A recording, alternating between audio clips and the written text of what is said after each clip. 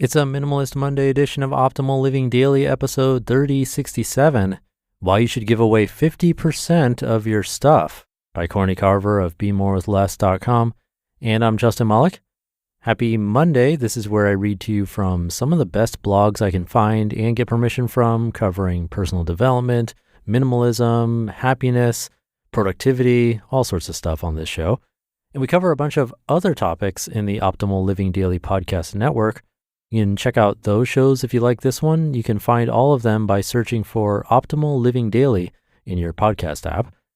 But for now, let's get right to our Minimalist Monday post and start optimizing your life.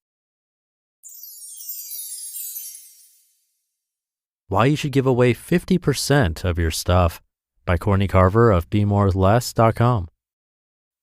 It took me about a year to give away and sell 50% of my stuff. That first big give gave me the courage, confidence, and desire to let go of even more, way more. It wasn't always easy, but absolutely worth the effort. If you want to experience all the benefits of a clutter-free life, 50% is a great place to start. It sounds extreme, but once you start moving from room to room and removing the things that don't matter and that you don't care about, you'll reach the halfway point sooner than you think. You can probably do an initial sweep and box up 10 to 15% of your stuff and not even notice it's missing. The next round might be a little tougher, but the lightness you feel from the first pass will motivate you to keep going. Banish your biggest fears about giving away 50%. I'm afraid I won't know what to give away or where to start. You won't know until you start, so just start.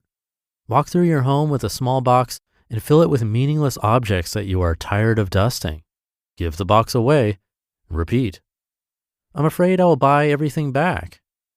When you're faced with empty shelves and rooms, you might be afraid that you'll want to fill the space up again. It's okay to feel that, but instead of giving in, sit with the empty space. Think about how you would rather spend your money and time. Let the empty space give you permission to decide what you really want out of life. It probably isn't more stuff. I'm afraid of hurting someone's feelings.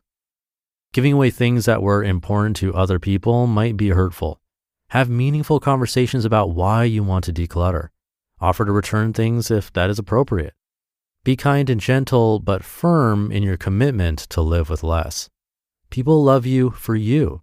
If they love you for what you keep or don't keep, rethink the relationship. I'm afraid I might forget the past. Your stuff tells a story, and letting it go might feel a little bit like letting go of who you are. Write your story or photograph your stuff that makes up that story before you give it away. Holding on to it prevents you from living and writing new stories. You are not your stuff. I'm afraid I might need something just in case. Box up your most important just-in-case items and put them in an unmarked box for 30 days. If you don't need it, and especially if you don't remember what it is, give it away without looking in the box. You need less than you think. I'm afraid that I'll realize how much time and money I've wasted. If this is your fear, you've already realized it and faced it.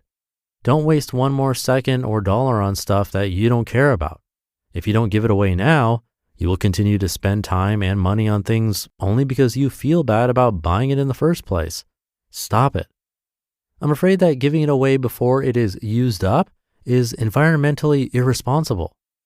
Chances are there is more life to your stuff, and it is just as likely that someone else needs it more than you do. You don't have to throw your stuff in a landfill. Instead, research organizations that will get your stuff in the right hands. And I'm afraid people will judge me or think I am weird.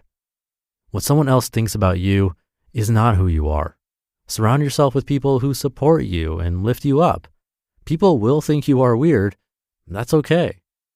50% of your stuff is less than you think. You can get there without counting too. Take a picture of all the rooms in your home. Don't forget the storage spaces. After a few rounds of decluttering, take new pictures and compare. Once 50% is gone, you'll have more information to decide if life is better. If it is, try another 50%. Why you should give away 50% of your stuff? Give away 50% of your stuff and give the most important things a chance to rise to the surface. Give away 50% of your stuff and discover mental clarity to choose how you really want to live your life. Give away 50% of your stuff so you can live in a smaller space. Give away 50% of your stuff so you discover that you are not your stuff. And give away 50% of your stuff because it will never love you back. The real eye-opener for me was when I couldn't remember most of the things I gave away. I've never searched for something that I didn't keep or felt like I made a mistake giving things away. I've learned that living with less is a blessing and not a sacrifice. You just listened to the post titled, Why You Should Give Away 50% of Your Stuff by Courtney Carver of BeMoreWithLess.com. And I'll be right back with my commentary. One of the best things you can do for your kids is to teach them how to manage money. And this should be started when they're little.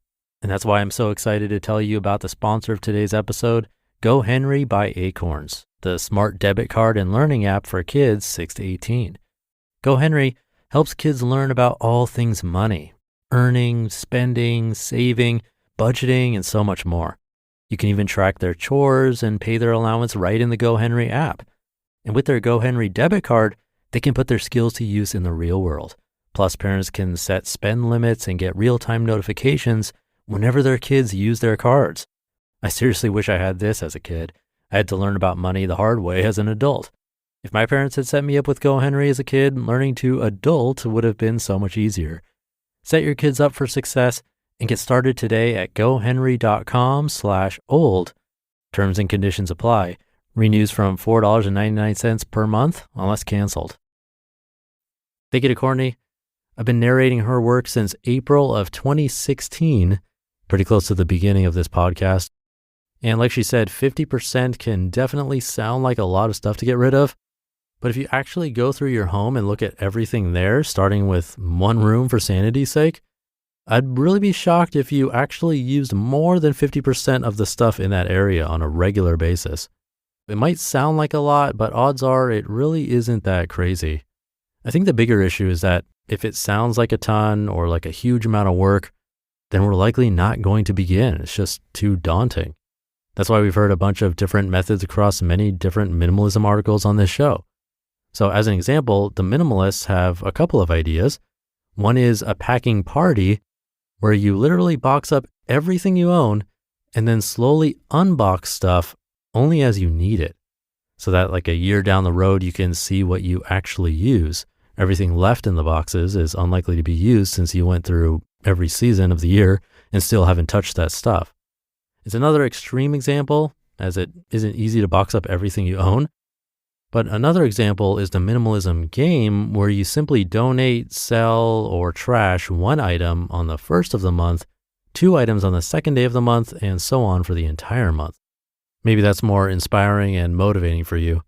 Whatever the case, I really do believe that less stuff is less stress. So think about your space, and if it's working for you, thank you for being here. Really means a lot. I'll be curating articles for you again here tomorrow, so have a great rest of your day and start to your week. And I'll see you in the Tuesday show, where your optimal life awaits.